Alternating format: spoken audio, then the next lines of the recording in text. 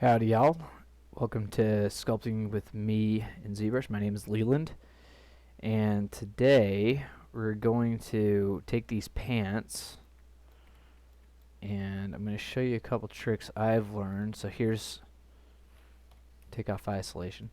So here's our figure, alright, and we're making some pants for him.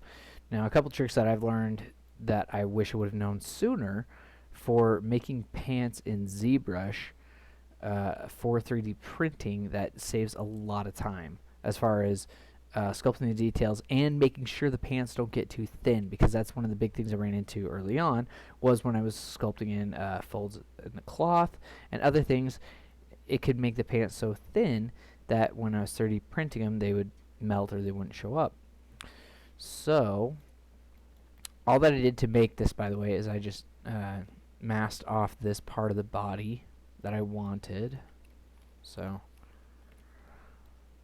basically took a mask like this, and this is quick and dirty, you know. Definitely when you do it, refine your time, you know, sculpting where you want the waist to be, getting your sharp curves and stuff, or your sharp mask.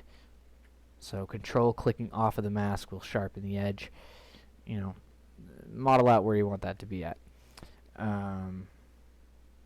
So basically took that, it got the length I wanted, and then it came over to extract, and this is where the trick starts happening. So I take the thickness and I take it to 0. Now what this is going to do is this basically can copy the mesh exactly as it is, and so it's basically skin for skin. So extract, it shows the preview, and it's gonna, let's click this off to help out here along with the shoes. There we go. Extract and accept. So if you look at his pants, again, there's skin tight. So if you're trying to make tights or something like that, it's a way to do it. Then go over to geometry, and also I'm getting over a cold, so if I sound a little congested, that's what's going on. If you guys look at this, it is a pretty dense mesh. I don't want that for the bottom, especially before posing, because it's going to make it a pain in the butt when I start posing, especially in Transpose Master. So I want it to be a little lower poly. So the way I like to do that is go down to Z Remesher, detect edges, bring this down, and this is kind of a, you can be more precise with it if you want to. So if it's a 1, it's 1,000, it's a million.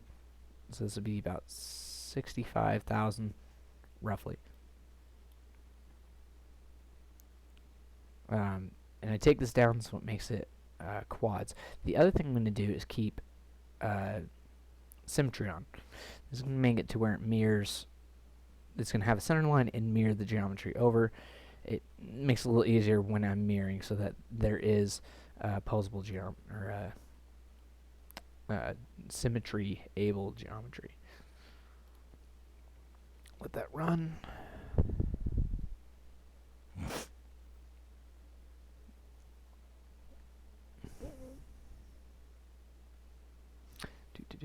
And so there you go. You got that center line, and you got some nice quadded geometry all the way around.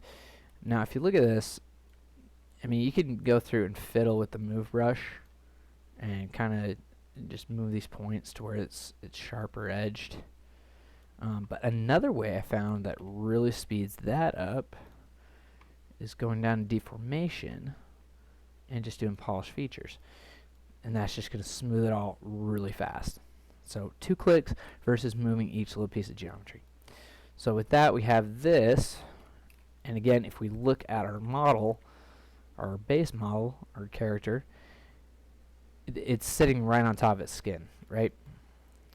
So then if I come over to geometry, and this is where we start to have fun, click on, go to dynamic subdivision and then dynamic. From there, increase the thickness where you want. I'm going to go a little over the top just so it's more visible, but then take the offset, and if you put it all the way to 100, it's going to push away from the skin since the mesh is sitting right on the skin. Okay? So by that way, it is already touching. You can take smooth off if you want, and it's going to go out from where that's at. So now the pans are sitting right on. I'll get the turn on transparency so you can see this. It's sitting right on the mesh, so we have our thickness automatically. Now the cool part is it's not adding geometry yet, so if I start, and we'll just subdivide this up a little bit using Control D. Okay, that gives us all this geometry, which we can let's get a little bit more. We can start sculpting on it. I'm starting really high because it's going to be a short video as far as how I do this. From there, let's say that we want to sculpt in some pockets real fast. So I'm going to do clay buildup just to get that seam edge. And then if I have dynamic on, it's going to be more complicated, or it's going to take a little bit longer, because what it's doing is it's pulling the entire mesh out, because again there is no inside or top. So like if I turn this off, it's basically sculpting on a flat piece of paper that's around it, right? So I do that and it pulls it out. You just got to be careful that you don't go too close to the edge since it's already touching. If you do go close to the edge, just make sure you pull it back in. Okay, I'd usually leave that alone as far as making a hemline or something like that until the very, very end. But if we want to make pockets again, come through and sculpt that. We're going to turn this off so it's a little faster. Okay, got that, and we can add this. Smooth that a little bit. Okay. And then just for kicks, we'll add a couple, and of course this is mirrored over, so it's avoid mirroring stuff as much as possible when you get to adding the what I call the candy of the model, as far as, you know, wrinkles and stuff that really bring it to life. So if I bring this one out, but then I bring this one in, if I had geometry, or if I had depth to it, I'm going to go so that you can see both sides. Where is it at? There it is. Display property, double. Okay, so you can see that it's pushing it in. So if I had inside stuff to it and it didn't have the right depth, it would be pushing this into the inside and causing non-manifold geometry, to where it's going to cause errors in your slicing software. But by doing this, turn on dynamic again, it's going to add some thickness as far as everything around. And again, I don't add wrinkles yet usually, or at least not this drastic. But what it's going to do is now it's all thick. So it's like I'm literally pushing and pulling the pants as I want. In fact, you can go through with these different cloth move brushes if you put on dynamics, and you can start just moving stuff around to where you are manipulating it like it's cloth. Okay, so you know, I'm pulling on the inside, it's also pulling the outside because it's one thing. Low res. And that's the other part, is if you're gonna do this and you go through your lower and higher resolutions, you're going to get some better results.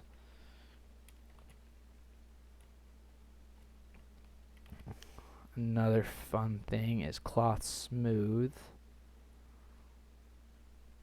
It actually helps smooth this stuff out really, really well. Okay.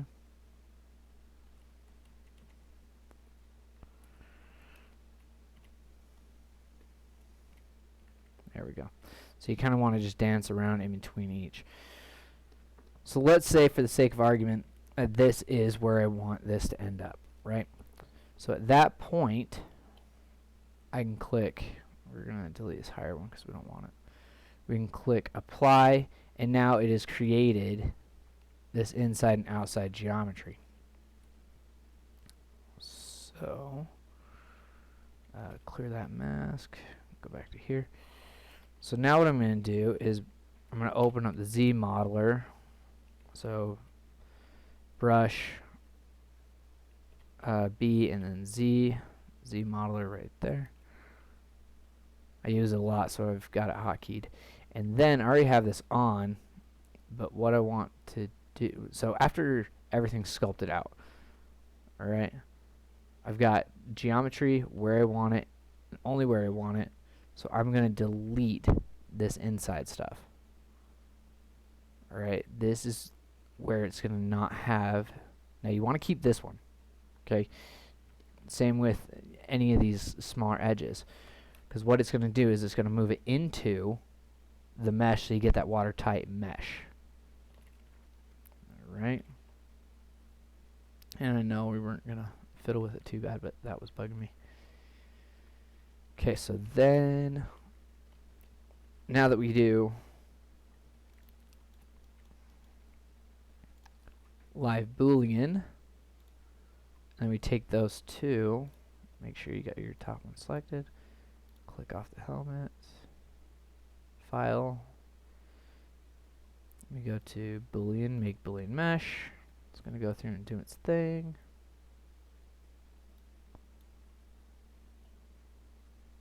Okay, now we have our pants, and it's solid and watertight. Through boolean mesh, it has merged the two files together, so now you have a watertight, solid mesh to work on. So I could take this, and that is print ready.